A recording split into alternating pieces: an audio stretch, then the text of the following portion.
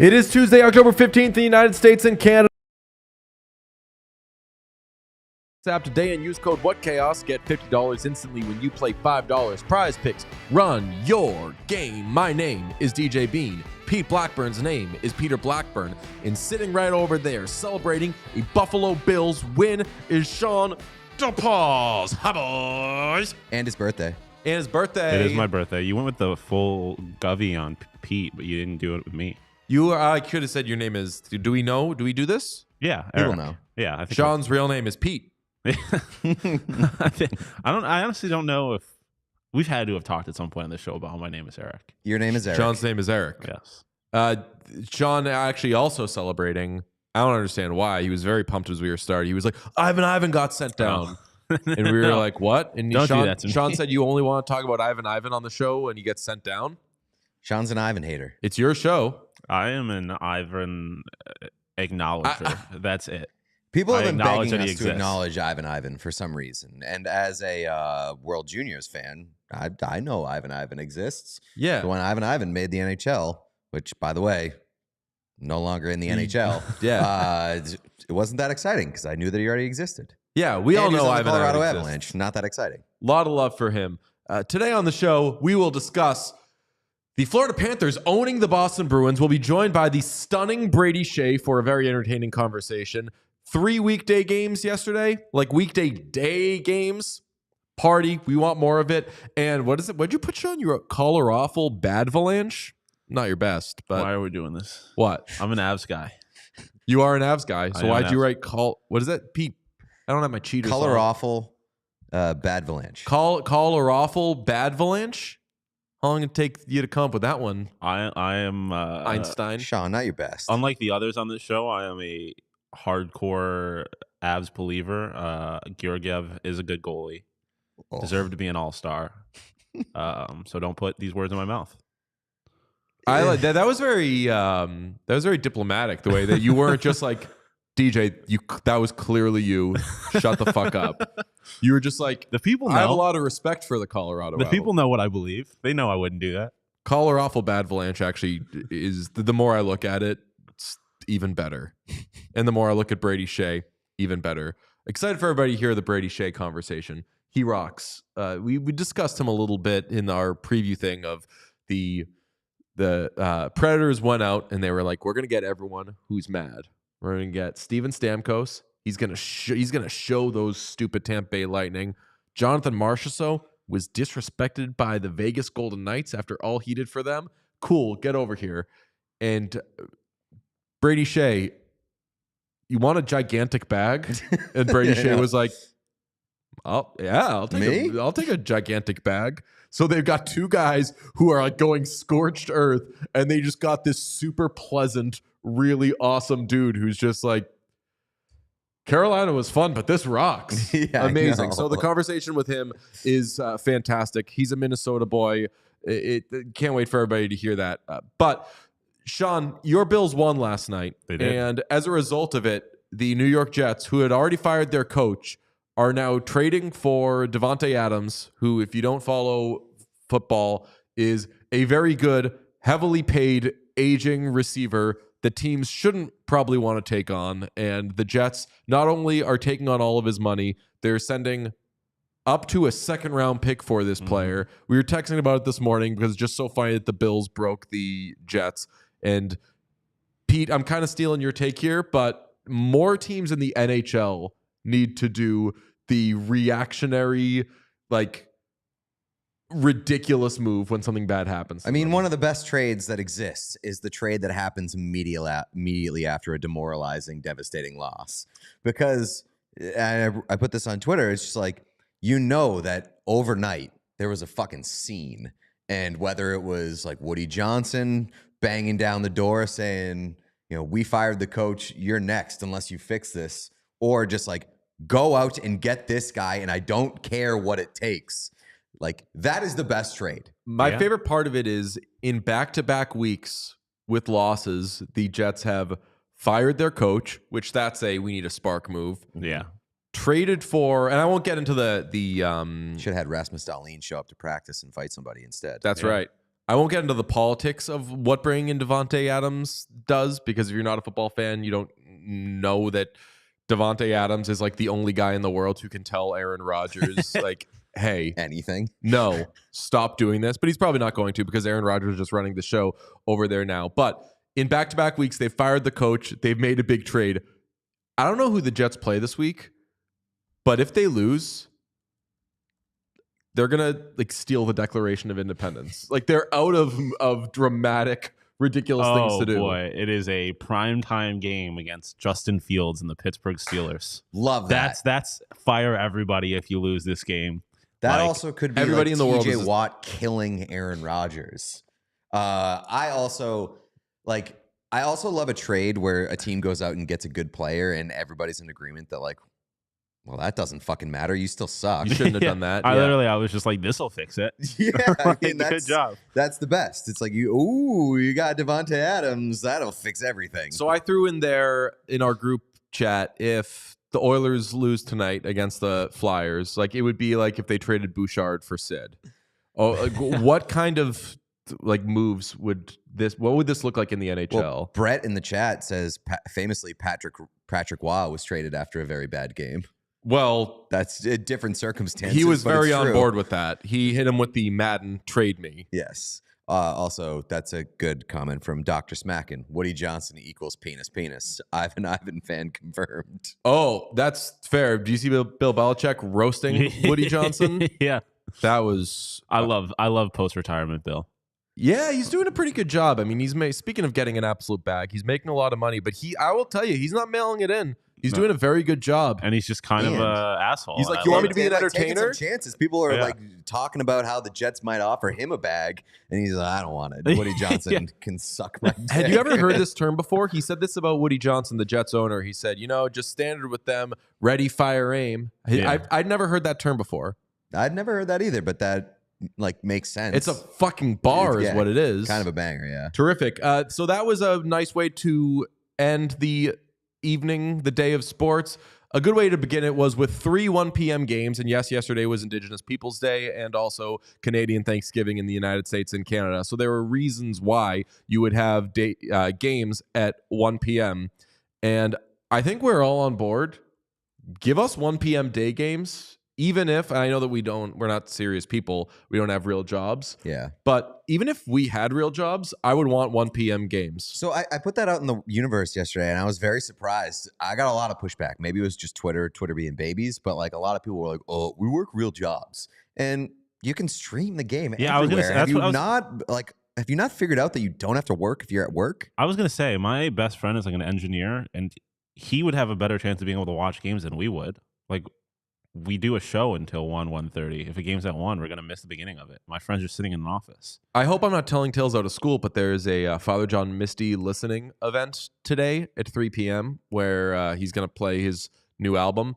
And a friend told me, can't wait to start like a Zoom meeting with myself at 3 p.m. or whatever. So it just looks like I'm on a call and I'm going to listen to this thing. I am sure, I don't know any of them because I haven't had to use them. I'm sure there are so many tricks for making it look like you're busy at work now. Oh my God. Yes. Just hammer those and then you watch like the Panthers smack the Bruins around for a little bit. Easy peasy. We've talked about many a times that relegation should be a thing in the NHL. What if you relegated the least interesting team to like the 1 p.m. slot and like almost every home game? I didn't even put this in the rundown. This was a secret. Sometimes I do a secret brain rundown that I keep from you guys, so it seems like a take sounds really fresh. New York Islanders, 1 p.m. twice a week. Yeah, Yes. that's what I mentioned it last night. Like the Cubs play 1:30 games every Friday. And that's like It's that's a a tradition. universally Yeah, beloved and exactly. recognized thing about the Chicago Cubs Taking- is that they play a ton of day games. Yep. And guess what? People go to those games. People get drunk during the UBS, day. 1 You're telling me o'clock, that why New not? York Islanders fans wouldn't go into the parking lot and tailgate and get fucking blackout drunk for a 1 p.m. The only game problem- on a Thursday or Friday? We They would also take absolutely some would. days off and we just like bank episodes and go check out a 1 p.m.er every now and then. That's why the only thing about them is you. I feel like you might need to do a team like the Wild or the Red Wings in like a hockey crazy city, because then you could be like, People love the Islanders, man. no, I believe It's a that, but good there's so much going on in New York City. I agree that it's a good pick, but like there's just so much going on in New York City. because they're beloved and they're also like they don't get the shine that I should want a Patrick Waugh coach team to get right now. I guess they're on the island, kind of. They're not really. I mean, like the Manhattan. Wild are essentially Islanders West. Yeah. So, like, put both those teams. Like, There's the just least those two. interesting They play team each other in the every East- day. Yeah. Just It's like if you want the only hockey, fucking interconference take it. teams that play each other like 14 times a Yeah. year. I was gonna, you know, it would be cool to have an in-season tournament that is Just 1 the PM only games. participants are the New York Islanders and the Minnesota Wild, and they play each other throughout the season. And if it ever gets like out of whack, where it's like, okay, well, we know who's going to end up winning this. The Wild have won the first 7 games. Just cheat it a little bit. Do it like you're like a parent and kids are playing sports, where you're like, you know what, I'm just going to throw the ball in this person's net so the game's tied. Start now. doing like pucks that are worth 2 goals. Yeah, right. Just do things get to weird. rig it a little bit. Yeah. I mean, I also said that like post-pandemic, I was like, the world should have a month per year where it just shuts down. Like businesses shut down. You're like in a pandemic state. Yeah. Losing me, And but No, what? I'm in. I'm losing in. me a little bit. I'm so in. No, like so And then it would you'd work like, for me. remember how during the pandemic there hockey games all day Yeah. long? Minus like the for a pandemic month to part, do that but, would like, be yeah. incredible. If they did the pandemic without the pandemic part, they would rock. Yes. But Yeah, I vividly 100%. remember during the pandemic watching all of those games, having a blast, betting on them, cleaning up, and we were texting each other constantly and texting with you, being like, hey, when was the last? This is what started a lot of this. You've gone overboard on hating the Wild, but like being like, do you remember what was the last interesting Minnesota Wild game Against the Oilers last you year. watched? I think we And- actually have a Wild fan in the chat. Yeah, it's Sam. I love Oh, Sam. stop. He's the best. So He So is, I'm he is a rooting for Wild them. fan. On my end, it's just merely an observation of like, this is never interesting. I don't. Yeah. I like that, as you'll hear in the Brady Skjei interview. Pete has gone full. What would it be? Full Joker or whatever. Been like, but as I say that, that's actually a good. That's a service.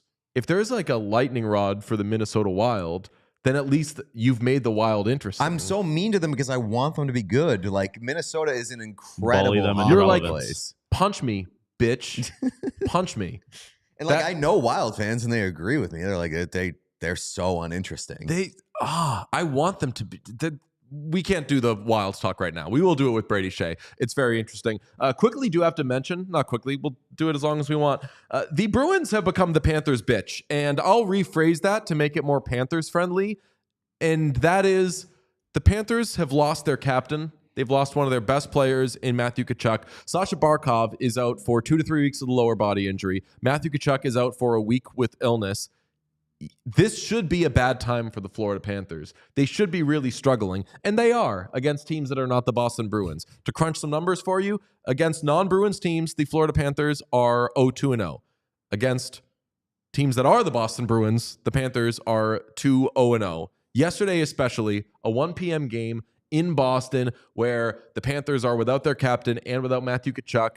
The Bruins should be able to get up for that one, and there were moments where it was close, sure, but Panthers win again, have now beaten the Bruins in 6 of their last 8 meetings dating back to the postseason last year. I more tip my cap that the Florida Panthers, in all they've done, have found a team that they can say, we are your daddy. Mm-hmm. And the team that they've done it with is typically the team that gets other people's numbers. Even if the Bruins aren't like the class of the NHL at all times, which generally, I'm not saying this as a Bostonian, but like generally the Bruins are kind of up there. They're the team that other teams that piss other teams off Tough to play so against, much. a thorn in your side. Right. And the Panthers basically got to prison and like swung at one of the guys who'd been there for a minute. Yeah, that's pretty fair. And even as a Bruins fan, there was a point during yesterday where I was literally the thought was, man, this team is legitimately your daddy now. And it's not just that they beat you so often, 2 straight years in which you've playoff exit, but it's almost like what the Bruins do to the Leafs in that like they break the Leafs and the Panthers break the Bruins. During yesterday's game, like the Bruins just abandoned playing hockey to try to go after the Panthers and get under their skin. And it never works. It's happened twice this year that they've tried. It never works. And even when you look at the Panthers losing Nick Cousins and some of those like more annoying guys, they just have the next man up and they buy into that. AJ Greer fucking set the Bruins off yesterday with what I considered a pretty bad hit in the corner on David Pastrnak. But it's like the Panthers just have their number and live rent-free in the Bruins' brains. You just can't avoid it anymore. It's true. Which Brad Marchand, I'm not like calling on Brad Marchand to do something or anything, but like I kind of am, because he's I know he runs very, very hot, but he's also a very thoughtful person. He sees 2-3 steps ahead on a lot of these things. So I don't know if it's a players only meeting or whatever. And granted, like the Panthers have like targeted him and actually injured him, but to be like, guys, we know this game better than anybody. As you said, we do this to the Leafs. Mm-hmm. Don't participate 100% of the time, because a lot of the times the Panthers are trying to get you to participate and they're going to back off. The Trent Frederick thing with Matthew Tkachuk, where Tkachuk's trying to get him to go. Frederick drops his gloves and Tkachuk says, oopsies, did I do that? And Frederick ends up getting the fucking, I can't think of the call, but penalty. So they're clearly fucking with you. Yeah, and I also think it's like the Panthers aren't always the team that is like you mentioned, cooperative in like it's not a mutual agreement type of thing. It's the sneaky shit, it's the borderline dirty shit, and that's like it's annoying, and I dislike when it happens to my favorite team, but I also recognize that it is very conducive to winning. That stuff is part of the game. It's the game within the game. And so when people complain about the Panthers being dirty, they complain about them being a little nasty. I do it, but I also do it with respect because it works and they win.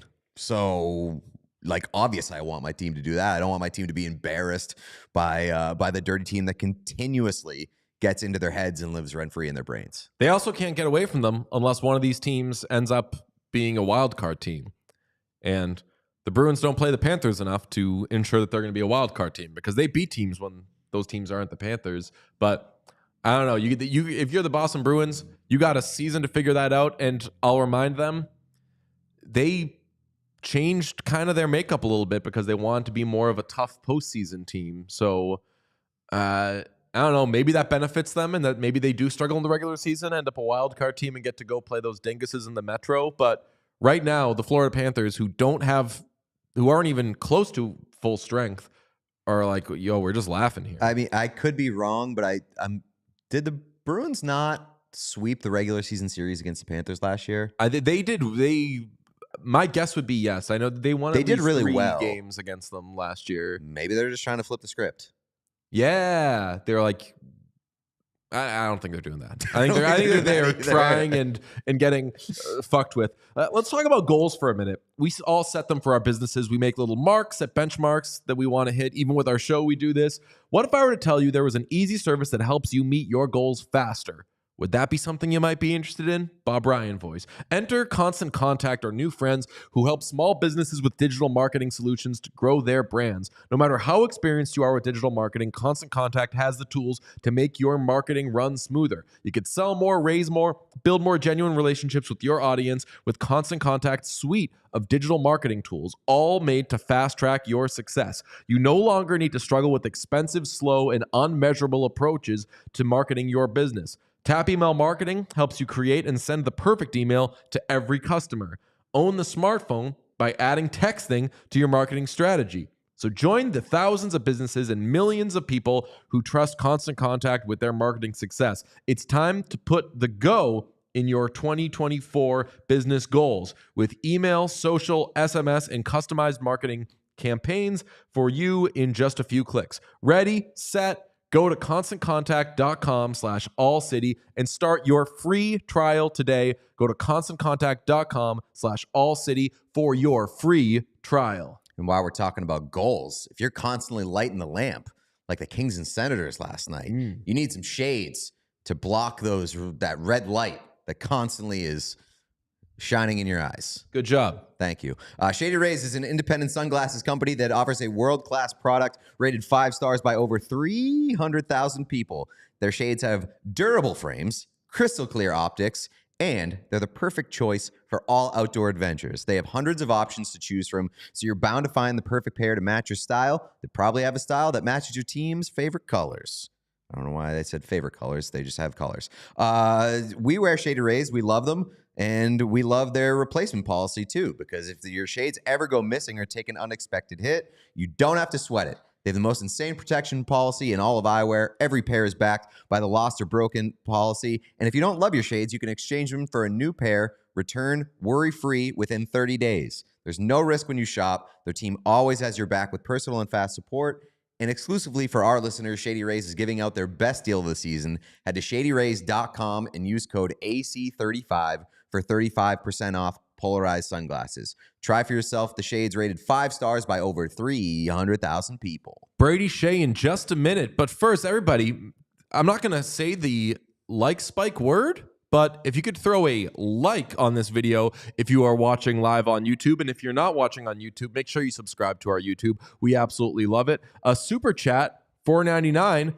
Didn't read it yet. I'm just raw dogging this. So, Sean, let's hope for the best. Have to catch the video on demand today, but I hope you give your thought on the patented Tisplikov Scarecrow or Siplikov Scarecrow screen at some point this stream. We will absolutely do that. I said all of that so cleanly that you just know I've been buzzing around the office telling the boys, hope you're ready to talk about this. I mentioned quickly the Senators-Kings insane game yesterday, 8-7 in overtime. I do have to mention, friend of the show, Quentin Byfield had one of the funniest stat lines that I've ever seen in an 8-7 game. 0 goals, 0 assists, 0 points for those who are bad at math, 0 shots, 0 shot attempts, 0 penalties, and 1 penalty drawn. You know what that is? That's like a Brandon Cooks game. Like impact player, you look at the stats, you're like, no catches, huh? He had a really long pass interference call that he drew that set up like a 2-yard touchdown run. You're like, oh, nice. He's awesome Nice. then. You know what Quentin Byfield was probably doing yesterday? Streaming the other games at work. Quentin Byfield is amazing, and I won't. I'll do like a long-term tease, but we found out something involving Quentin Byfield that is just amazing that you'll hear in short order. Also, yesterday, there was a little bit of a buzz. I accidentally wore an item of clothing.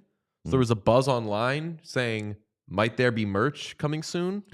Yeah, like after you tweeted it. I also tweeted Yeah. merch soon. So there's a little buzz that was really just organically started by the listeners and the fan base. There might be merch coming soon. Can't promise anything, but maybe sooner than you think. Yeah, and keep an eye out for it. Keep an eye out. In the Brady Skjei interview. I hope that I didn't do the thing where I wore one of the more kind of standard clean items and that we tease that those are coming. And then once there is a merch drop, there's also other insane stuff that blows people's minds. A little bit of a buzz about that. Here's our conversation with the lovely Brady Skjei. Brady Skjei, were you mad that you weren't named a captain of the University of Minnesota this year? What a start. No, I'm all good with who they chose. I looked yesterday. I saw they had like six captains or something like that. I don't Yeah, know who the C's. Yeah, there we go. Look at that. they have Four four. captains, four captains Insane. and two assistants. Have you seen that That's before? wild. I guess they're just giving them out up there now. I don't know. I was there for 3 years and didn't get one, so that's pretty funny. So our takeaway is if you're one of the guys that gets an A, are you like, actually this kind of sucks? Like, we're handing out C's like candy. How come I couldn't just get one of those? What did I do And to not get the C when in the year that everyone gets it? there must just be a bunch of really good guys on that team. I mean, I know that when I was there and the guys that played in our school, we had a bunch of good dudes, and they must have six just unbelievable guys that are great leaders, and they can't pick between the six of them, so they got them all. Got them all letters. It's. I mean, you're a former quarterback. They always say if you have two quarterbacks, you don't have any. So if you have four captains, what does that say about your team? I don't know. I think they're supposed to be pretty good this year, so we'll have to wait and see in March and April how it pans out. But I think they'll be all right. I think they'll be just fine. You know what a Pirate's favorite letter is? R. No, it's the C. So Pirates probably love University of Minnesota. Bunch of motherfuckers wearing No C. kidding. Got to laugh out of Sean there. We're not always doing that. Speaking of like the whole good guys thing, everyone I spoke to in doing research on you led with one of the best guys I know, always in a good mood. I feel like the theme of this year's Predators team is vengeance, and we'll show them. In Stamkos, I get that. Marchessault, I get that. Do you how are you going to manufacture a chip on your shoulder? Because it seems like you're just a happy guy. Well, thank you. I must have a lot of people fooled. But I no, I like to think that I'm obviously not like the toughest bruiser guy out there, but I like to think that when I'm on the ice and when it actually matters, I try to find another level and definitely competitive when it comes to hockey. So. Off the ice, I try to keep it pretty even keel. Rick Nash, when I was a rookie, always said, never get too high, never get too low. Try to stay in the middle, and that really stuck with me. So trying to, if things go great, they're probably not going as great as you think, and if things are going bad, they're probably not going quite as bad as you think. So try to stay in that even keel mindset, and I think that's helped me so far in my career. What other stuff did Rick Nash say? He rules. Pete's the biggest Rick Nash fan in the world. Rick Nash so much. Nasher is the man. He took us on a golf trip to when we were in New York. We went to Fisher's Island, and Nasher got us a helicopter to fly out there and fly back in the same day. So I got nothing but great things to say about Nasher. He's an unbelievable guy. But you didn't want to sign with the Blue Jackets, right? He can't be that good of a guy. Bad sales pitch. Nasher didn't call me this summer, so I didn't talk to him this summer, but I'm happy where I'm at.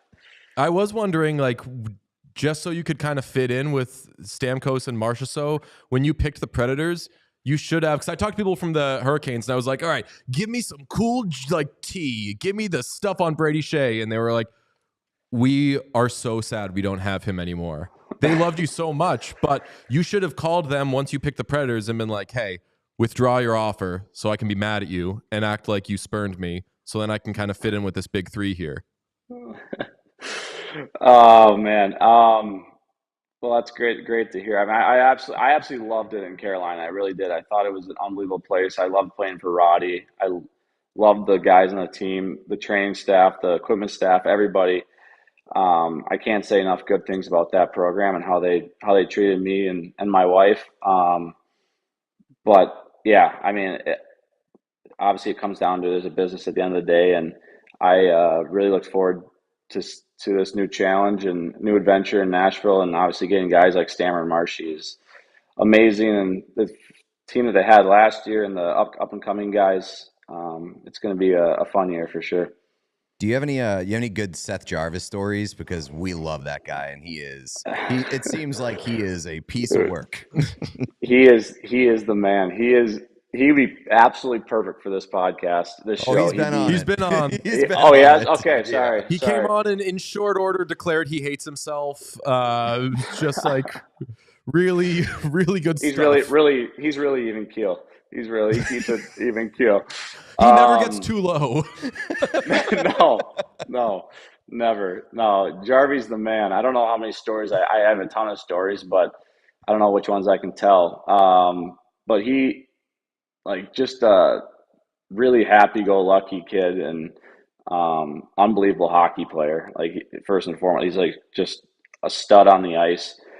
For being a small guy, it's amazing how many times he's on the puck first and not scared at all about going into the corners with some of these massive defensemen. Um, no, Jarvy's the man to him this year for sure. Is it common? I mean, it's sometimes I've been around teams that the young stars and the high first round picks and everything. Sometimes you kind of have to give the opportunity before it's necessarily earned, and sometimes veterans can kind of feel a way about it. It seems like he came into Carolina and the whole team absolutely loved him. Is that a correct read?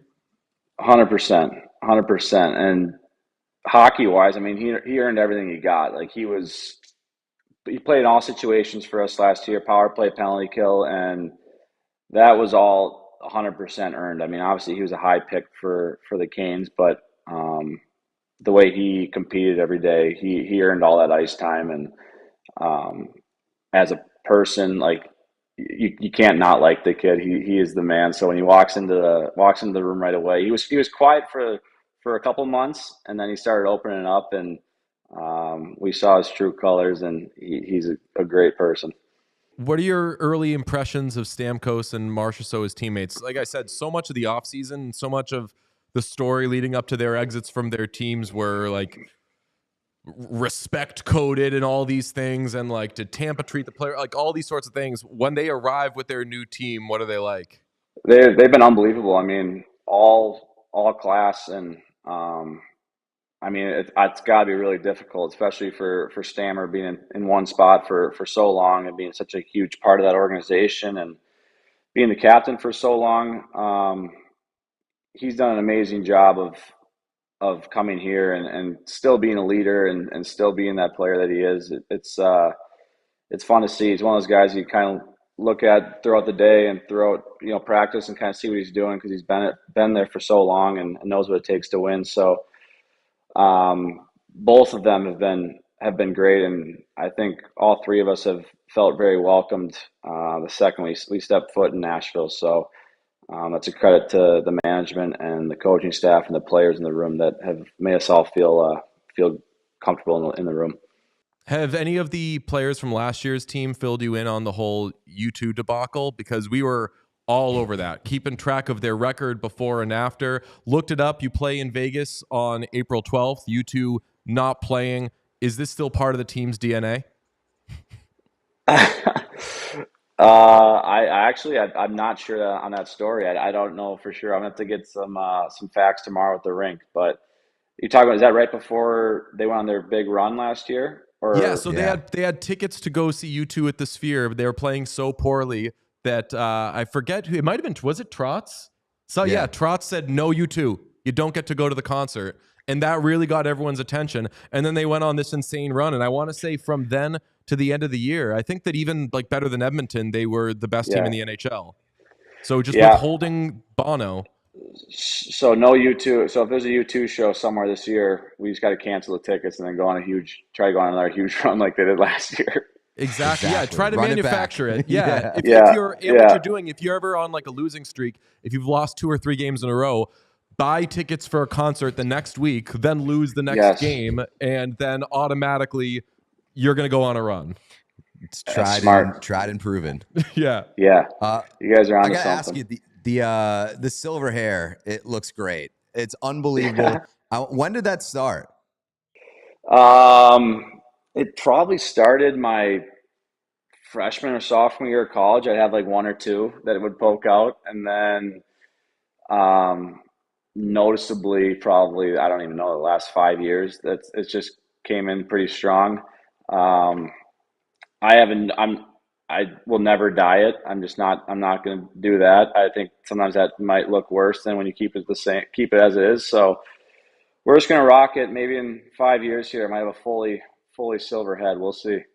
I was gonna say, was there ever a point of resistance against it? Because I'd imagine a lot of people would have that. I respect the hell out of you for just being like, "Hey, I am who I am. It just so happens that I'm extremely handsome, and also I have the gene that lets me be more handsome when I'm older." So good for you, buddy. Oh yeah, thank you. No, there was never any doubt. I was gonna keep it the same the whole time. There's no way I could stay up on top of the hair dyeing, and honestly, probably just too lazy to do it. When I get home, it's the last thing I want to deal with is my hair. So we're just gonna rock it and see where it goes from here. But it doesn't seem like you, because you've always had a lot of volume. It doesn't seem like you've lost any volume. In my case, I'm a little older than you. I'm not really going gray, but I'm losing a little bit of the volume. I would much rather go gray and keep the thick, full head of hair. Yeah. Have you noticed any other changes hair-wise, or is the volume pretty much there? Volume's still there.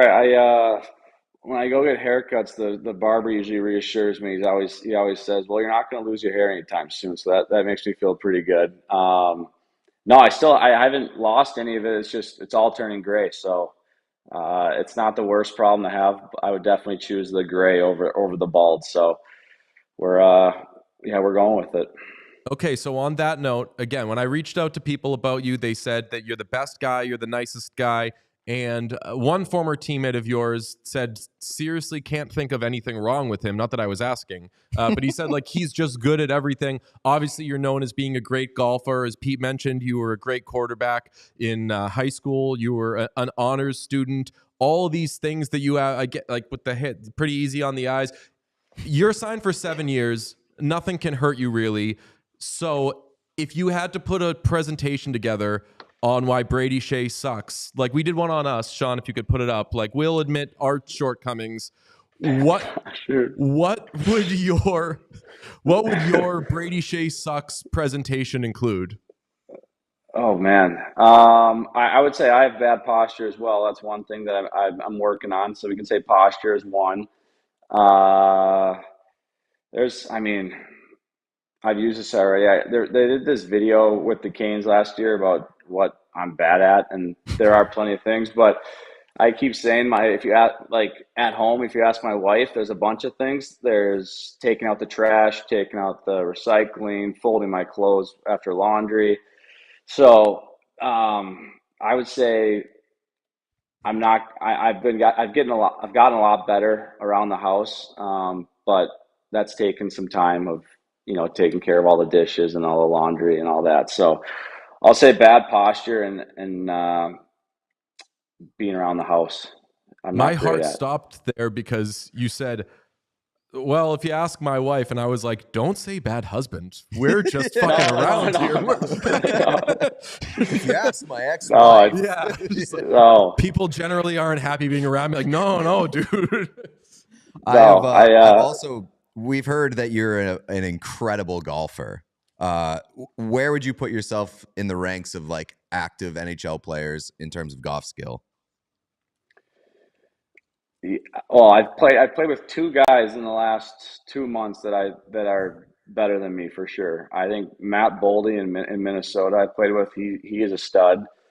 I think he played in like some professional or Corn Ferry or some tournaments. So he's a real player. And then Gus Nyquist on the team here is a +1 or +2 handicap. So he's got me beat. I don't know. I'm right around scratch, so I'm pretty good. But there's definitely some guys better than me, no question. Did that factor into your decision at all with Nashville? Maybe staying where the weather's a little nice? It actually, no, it did not. I mean, I think honestly, Carolina has some pretty good golf too. So golf wasn't at the top of the list when I was looking for places to sign, but there's obviously some great places here and some new ones opening up as well. So golf, yeah, you can't beat golf down in this area of the country, and obviously in Carolina, it's serious golf courses. The golf messaging in hockey needs to be straightened out, and I would like to address that with you.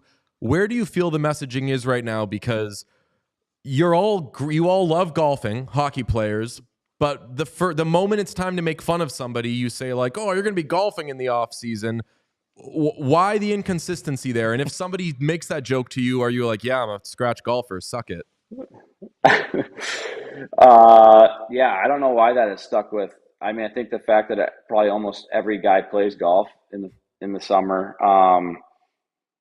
Yeah, we got to think of some new stuff. What's some new stuff we can come up with here that instead of golf, if you got to chirp someone on the ice for pickleball is the hot new shit. Start with, yeah.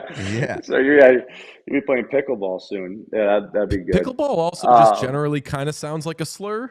So if you're just like, go play pickleball. If you don't know what that means, you're like that. There's some real anger behind that. I think that might go against the code in the NHL. No, I think pickleball needs to be humbled. So if we can get this into the mix, I would like it. Okay, we'll see if some hot mics can pick me up saying that this year. There you go. I'll say that won't do you any favors in the establishing that you're an angry, mean guy. No, I won't at all. No chance. I'm also the worst chirp. Like I don't say a word out there because I'm not quick enough. Like there's some guys that are so witty and so quick. I don't know how they do it. Like it's like the spur of the moment, and you'll be sitting on the bench and you hear some of the stuff. It is unbelievable how quick guys are. Have you ever gotten cooked? Gotten cooked? Yeah, like by somebody else. Chirped? Yeah. No, I actually haven't. No, I haven't yet. I think the fact that because I don't really say much, that people know that I'm not like big chirper, and I think someone hit me with the gray hair one time, and that was kind of tough. He's famous for that. It's already been used. Like move on from that one. Go dye your hair. So yeah, exactly. I'll probably get in that the next couple of years. I might be getting more and more to go dye your hair, and we'll see. Well, to that you say like, I can change my hair, you can't change your face. Something like that. There you go. There we go. That's perfect. This is somebody who's been made fun of for various different things. So a cool trick that you can do, though, is if somebody chirps you and you're like, fuck, I don't have a comeback, what you do is you say what they just said, but in a stupider voice. So if that one usually like, works nice pretty pass, well. oh, nice pass, and then everyone's going to say, oh, man, he's a good chirper. That's something I would say if I was chirping. Just make myself look like an idiot. Yeah. Or just skate by someone and just go, stupid. That's good. You're from Minnesota. You know how great of a hockey state it is. It's literally the state of hockey. Do you have any theories on why their NHL team sucks so much? Holy shit. Wow. That's tough. They're in your division now. You're allowed to talk shit about them. Yeah. No, I can't. I can't do it. They honestly, I mean, I still remember the biggest goal. One of the biggest goals probably in franchise history was Bruno's goal in like 03 or 04 against Vancouver. I remember like watching it clearly. But since then, yeah, it hasn't been exactly what they were looking for. I don't have the answers. I know Billy G now pretty well, and he'll turn that team around. So they got a good guy leading.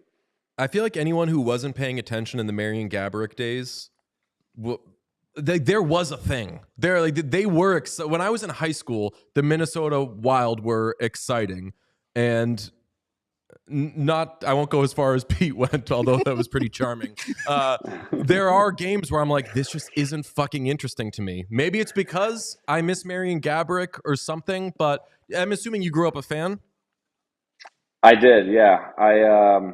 I wasn't like the biggest Wild fan. Honestly, growing up, I was like all Minnesota Gophers. I was like huge Gopher fan. So the Wild were brand new when I was like 6 years old. They were a brand new team. So I was a little more invested in the Gophers, but I definitely went to a fair share of Wild games. We're big jersey and number guys. I know Pete wanted to ask you why 76? Absolutely no reason. I showed up to training camp my first year in New York, and that was the jersey they gave me, and I just stuck with it. There's nothing behind it at all. Just the number they gave me at training camp. You hit him with the surprise me on your uniform, and then just stuck with it your entire career. Yeah, pretty much. When you come in as a rookie, you have zero say. So they could have gave me any jersey. It didn't have to be a number. I was going to try to make the team. So, yeah. That is, no judgment here, but that is extremely suggest random password coded, which I do these days. So just give me one. Yeah, it's fine. Just an offensive tackle out there. 76 is. I'm trying to think of who would have worn 76 for like Minnesota back in the day. Were you a Minnesota football guy? I know that you had relatives that played football there, right? I did, yes. My grandpa and my uncle both played football at Minnesota. Lawrence Maroney? No, Lawrence Maroney. Yeah, your grandfather was Lawrence right. Maroney. Yeah, and my uncle was Marion Barber. Unreal tandem. Yeah.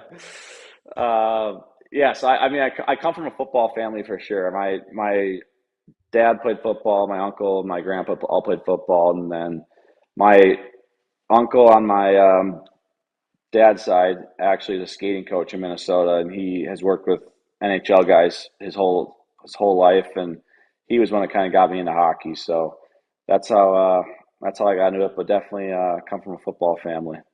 Well, now that we got to football, and I act like that's not because I just took us to football, but now that we got to football, I do want to close with this. Do you feel any kinship with Tua Tagovailoa in having a non-phonetic last name? Did that make your life easier at all when like Tua Tagovailoa happened? No, my name has been getting butchered my whole life. I think when like in elementary school when we'd have like sub teachers and stuff, and they'd be doing like roll call, and they'd go around, and they'd be saying people's first and last names, and they would say Brady, and then just stop, and it's just like, yeah, here. Don't worry. Don't even try to start. Don't even try to pronounce it. You're not going to get it.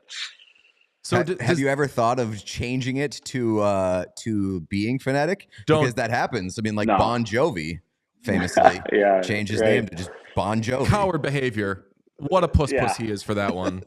No chance. It's actually funny. I went to Norway for Zuccarello's charity game. So it's Norwegian name. And I went there, and every single person knew exactly how to say it. It was the first time in my life where everyone was like, oh yeah, Skjei. So I guess I just got to go back to Norway for everyone to get it right. So does the frequency with which it's mispronounced make you hone in more on pronouncing other people's names right? Or because it gets mispronounced so often, are you like kind of lazy yourself with names, knowing like it's the fucking Wild West out here? Because if I were like that, I would put great care into knowing everyone's last name. I've never even really thought about that. I think I've honestly deep down probably like more interested in actually getting the pronunciation right. Now that you say that, just because I know how challenging my last name is. So I think that I'm a guy that probably will try to get your name right or pronounce it correctly, because I know how it feels to not get it pronounced right. And not like it's the biggest deal in the world. I don't really care if people pronounce it wrong, but I guess try to put a little emphasis on pronouncing other guys' names right. Yeah, well, Brady, awesome to have you on, man. You're the best. We're going to be in Nashville at some point this season, so we'll bug you again. You absolutely rule. Thanks for coming on with us, man. Perfect, fellas. Good to talking, and we'll see you guys in Nashville soon. I love him. He's somehow just like nicer than he is good looking. And that is all right. No, I don't like when people do the For as good as they are at their job, they're an even better person. I don't want to hear that said about me. When I die, I want people to be like, goat podcaster? Maybe. Piece of shit, made a but great pretty good first at his impression. job. I feel like it's better the other way. What? Like the opposite, like piece of shit, but good at his job. Oh, yeah, I would. That's what it sounds like you want. Yeah, that's but what I want. I feel like he kind of sucked at producing, but he was pretty nice. I feel like that's a better legacy. You think that's a better legacy? Oh, dude. Anybody can be nice. Here's I what mean, you I want. guess not nice, but like a really good person. Here's what you want. You want like a I guess I want my podcasting to be a non-factor. I could I would- see how like if you just met him once, maybe he would rub you the wrong way. But he's just got this mind. That's what you want. Yeah. You I get- want because- I want those who know to know. Yes, exactly. And you want if you didn't like them, it might be you don't have as much going on in your own brain and heart and soul. Maybe. He's fantastic. Even better guy than he is a guest. Extremely charming. I'm just kidding. Prize Picks is the #1 daily fantasy sports app in my entire life. It's all I care about. And you can now win up to 100 times your money on Prize Picks with as little as 4 correct picks. Prize Picks is the best way to get action on sports in over 30 states, including California, Florida, Georgia, and Texas. I've lost my Prize Picks read, so sorry. Bear with me here. I know there's a free square this week. There is? On if you're getting in on NBA, Anthony Edwards, just free square on I think Wow. half a point or something like that. Terrific. Prize Picks puts its members first, so all withdrawals are fast, safe, and secure. When my picks hit, I get my money in as quick as 5 minutes. Have you ever done that? No, I never win. You never had your picks hit before? I never win. The kicker screwed me last night, like hard. Oh. I had both Tyler Bass and Greg Zuerlein in my slate, and they both decided to be really bad at their jobs. I mean, Greg Zuerlein did the cool thing of that just hitting every upright, All which of is them, very cool. which is better than Straight miss. Tyler Bass hitting the fucking ocean. Oh, that's right. And Bill Belichick made fun of him. Yeah, because He I made think a it might have got classic tipped, golf but- joke. Mm. I was like, me with my 4-iron. I think it might have got PXG tipped, read but- later. Sean, sorry, while I was trying to find the read, did you mention the Anthony Edwards? I Did you did. mention the details of it? No, I did not. I will do it right now. Anthony Edwards needs to score just 1 point on opening night for that square to win. That is basically a free square for this very week. And as I said, it's the best place to get real money, sports action with over 10 million members and billions of dollars in awarded winnings. Prize Picks has made daily fantasy sports accessible to all. You just pick more or less on at least 2 players for a shot to win up to 100 times your cash. Run your game all season long on Prize Picks. Download the app today. Use code WhatChaos and get $50 instantly after you play your first $5 lineup. That's code WhatChaos to get $50 instantly after you play your first $5 lineup. Prize Picks. Run your game. Our friend Brady Skjei doesn't need to work on his golf game because some guys get to have everything.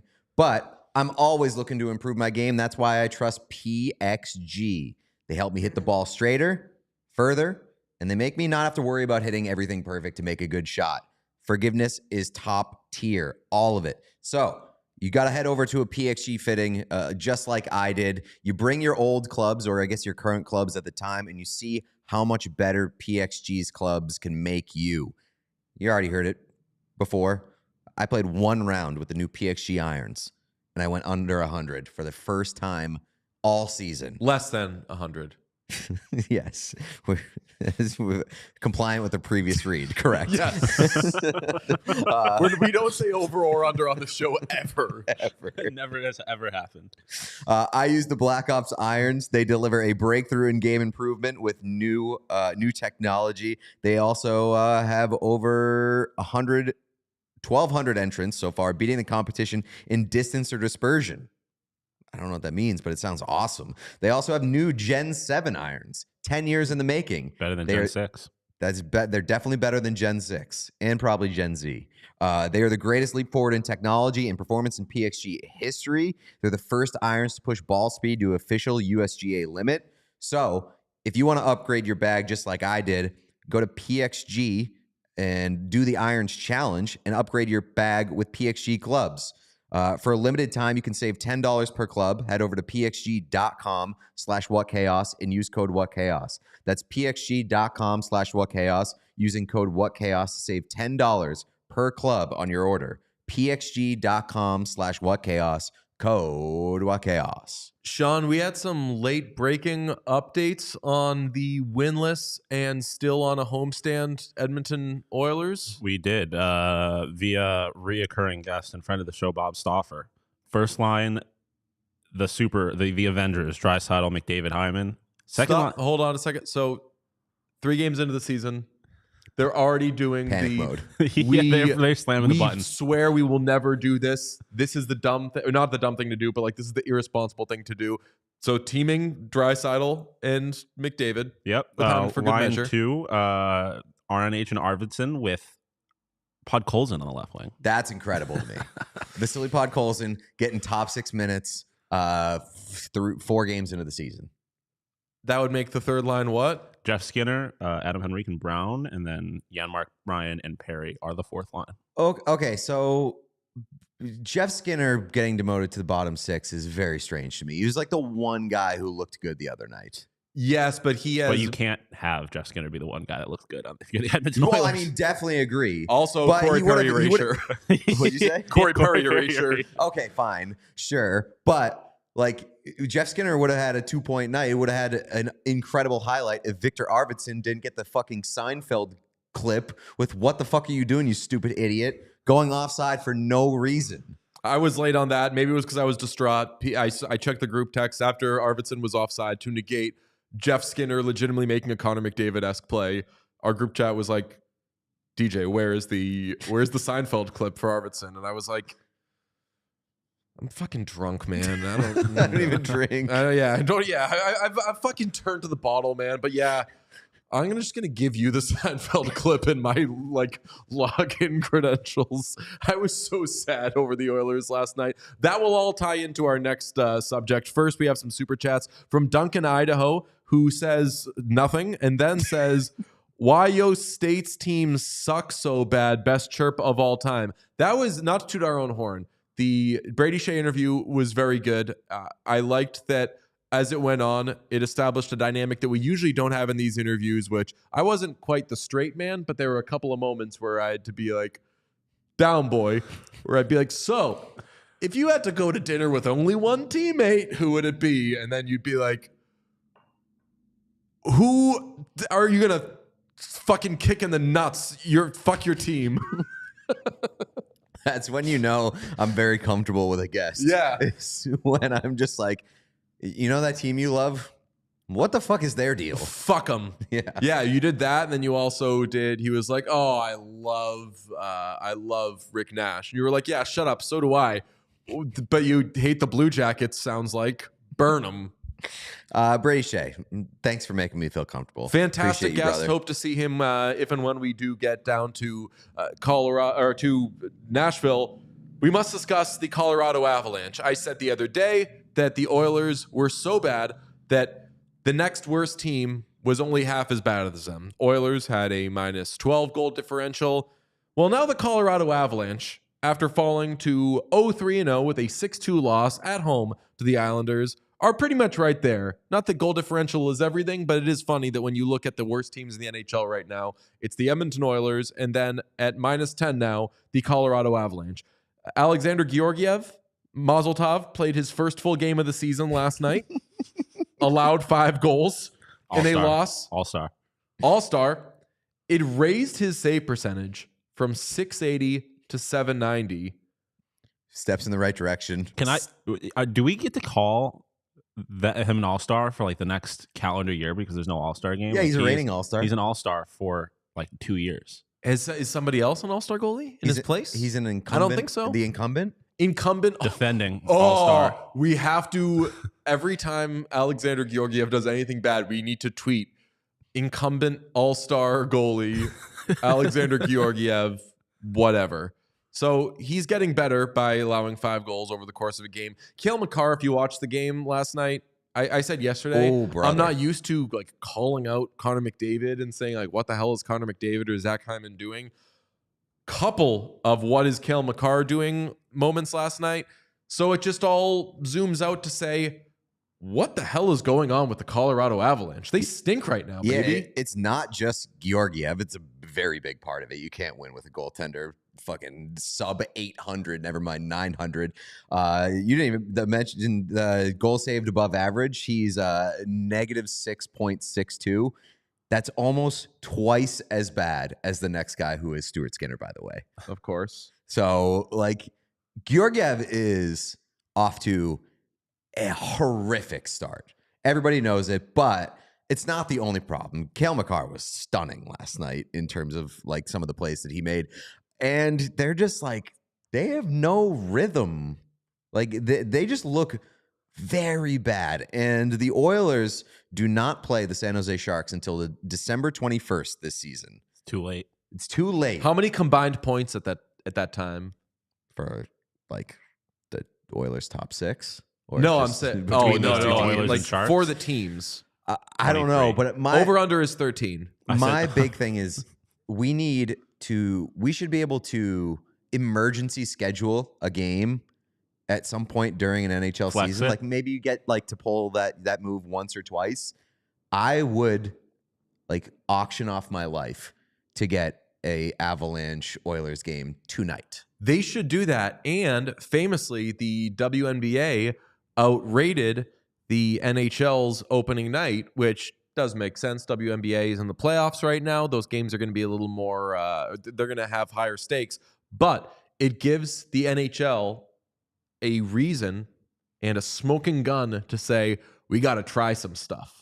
We got to, I don't know why I'm still holding a gun for that, but they're not, someone walks Or into the else. office and they're like, we need to change our scheduling, more 1 p.m. games and an emergency. And it's not like you're taking that game away. It's not like you're just moving it from, Right. You said December.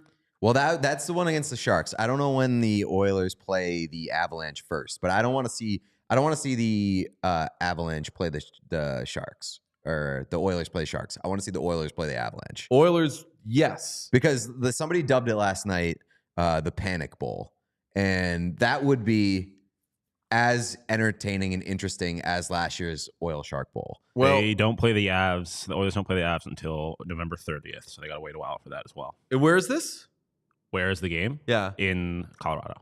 So it's a good start. I'm not against dipping in. Do we send somebody? We send ourselves. Do we go? Do we send just Sean? It depends on where they're Love they're Colorado. at standings wise at I'd that have- time. Like I'd if have they somewhere to both stay. still stink, if they both still stink, we should go. I think the engagement numbers on this We have are a studio skewed there. by the fact that it was the playoffs and it was Edmonton, but the sending one of us to a thing, I thought went gangbusters. Every Agreed. time I checked in with you guys from Edmonton, like half the ideas I've come up with for this show since then have been based on how fun certain moments were. Like the jersey reveal thing we're doing is based solely on, it was so fun having you two guess which jersey I got. That the idea of us sitting around guessing our jerseys, which by the way, guess our jerseys, we're going to reveal them soon. Yeah. So I don't know, maybe we just send Sean to Colorado. Be I will say this is kind of a separate idea. If I guess at this point, which I never thought I'd be saying, the Colorado Avalanche make the playoffs, the vibe at the DNVR bar, because they have like a bar, their studio is in the bar, is pretty incredible. I cannot lie. So well, If the Oilers were to play the Avalanche tonight, tomorrow, whenever, do you think Logan O'Connor would score?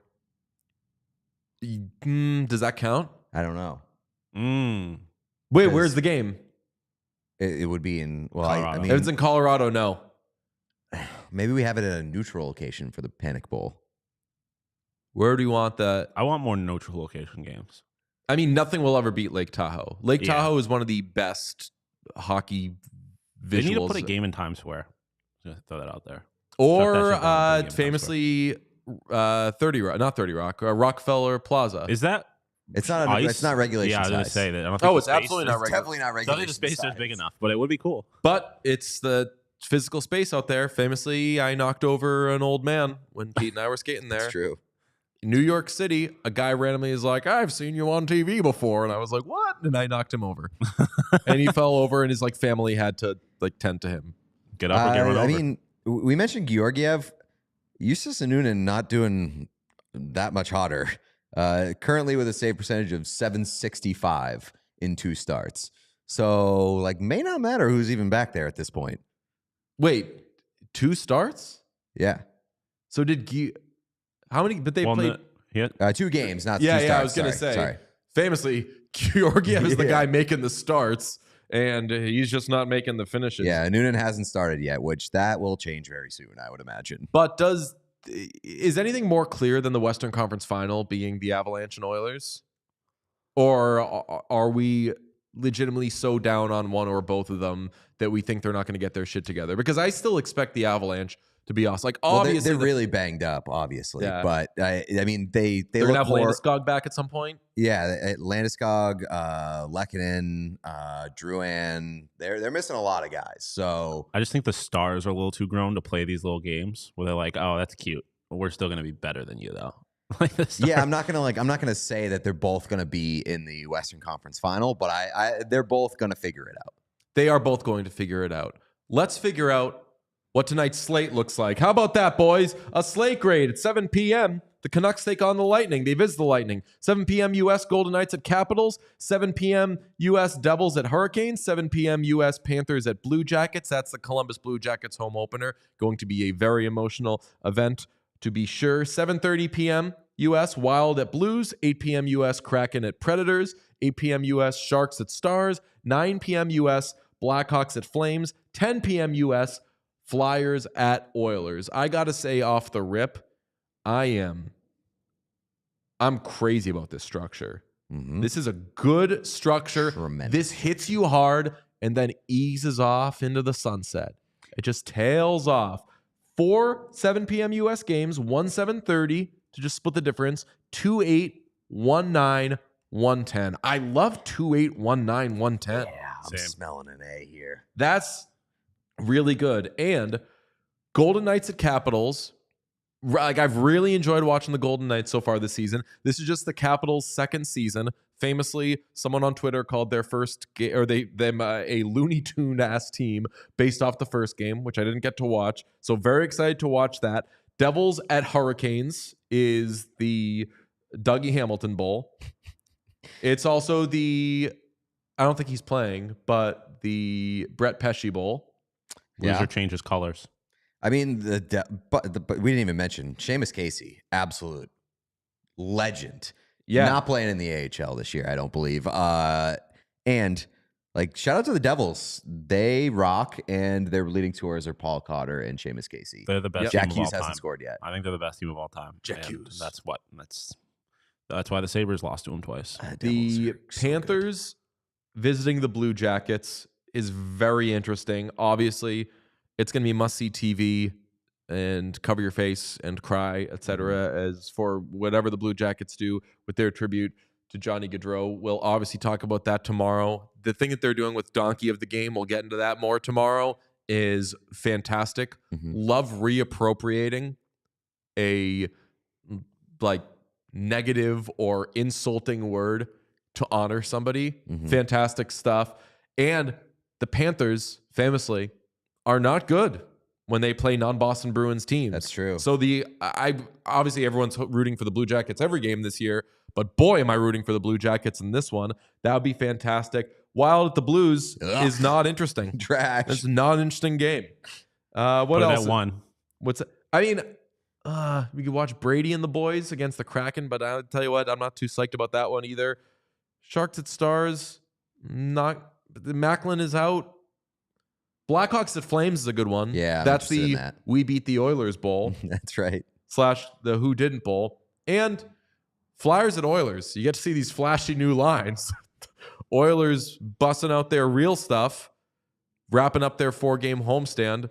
I might DFS a lot. Dare on I Oilers say it? money I line. think this is like a Borderline must win. lock for the Oilers. Oh, If I think it's a memory lock for the serves, Oilers. wasn't the Flyers Mhm. game the one before the Oil Shark Bowl, where it was Sure like was. they better win this one, and Had they were still winless? No, or the they Flyers won? beat the Sharks, who were winless heading into the Oil Shark Bowl. Okay, so the Flyers always have their fingerprints, and therefore Kevin Hayes has his fingerprints on the shitty starts involving the Oilers. Did I say that the Flyers lost to the Sharks? That's what I meant. They lost to the Sharks. They gave the Sharks their first win right before the Oil Shark Bowl. Yeah, okay. They spoiled the Oil Shark Bowl a little bit, but then it still delivered. They better not do that again. They better just freaking lose, please. Oh wait, they had beaten last season. They beat the Oilers in the fourth game of the season. Okay. So they helped further set up the Oil Shark Bowl. But yeah, a narrow 2-1 defeat on November 7th. That's right, because it was when we had first started the show. It was pretty deep, and it was like almost U.S. Thanksgiving when all that shit was going down. Look, I love this. I will put an LOVE HOTTOG go. But there's not an A in love. I love this. Amor. slate. You want more? Amor is love. I was very going to good. say love, LAUV. But Knights at Capitals, awesome. Devils at Hurricanes, a lot of fun. Blue Jackets home opener, and it also involves the Panthers. Hawks and Flames is going to rule. Flyers at Oilers, stakes are very high. This is a fantastic slate with excellent structure. I'm giving this an A-. Oh, you. What? I disagree. You think it should get an A? I think this should get an A. On structure alone, I think it should get an A. Yeah. I mean, the structure, it's too late. We're going to have a great night of hockey, and it's an A. It's fantastic. It's officially gets an A-. Its structure has big A energy. Everybody, thank you for watching the show. Pete, if you could tell them to like this video. Please like the video. That's the thumbs up button right below the video player. This is the like spike, official like spike. We had an unofficial like spike earlier in the show, but shout out to Aviva, the like spike extraordinaire. Please thumbs up. And subscribe to the channel. Subscribe on podcast platforms anywhere you can. Instagram, TikTok. Comment on videos speculating which uniform we might have gotten. And start a buzz online about what Chaos merch. Thoughts on NWSL's Boston team names? Oh, my God. Okay, Sean, give us a quick little rundown on this. It is, what is it? Boss Nation? Boss Nation. FC. BOS. Capital BOS Nation FC. The worst team rollout that I've ever seen in my life. Genuine. Oh, and then the rollout video was all them talking about testicles the whole time, Yes. as our friend Jeff pointed out. So that's that last part is a little weird, but I think what is most important is that is the worst team name ever. It is. I talked to you about off air. My friend, who's a big soccer fan in Phoenix, called them the IAFA code FC, the International Air whatever. You know, it's the airport code. Like, well, why are we naming the team an airport code? Right now, Utah Hockey Club is looking. Someone Real mentioned good. Utah in the chat. Right now, Utah Hockey Club is looking at the what is it? Boss Nation FC. Boss It's Nation just like, FC. Come on, man. Like the FC is the kick as like the cherry on top of the horrible Sunday. You might as well call them Beantown FC. Like no one says boss. Utah FC or Utah HC should reveal the team name today, and their video should be, at least we didn't do that. If you're about to roll out a team name that you don't feel great about, do it today. Yeah. It's going to be the best one that is done today. Thank you, everybody, for checking the show out. We will talk to you tomorrow. Thanks to Brady Skjei. Bye. We all silly like the mayor.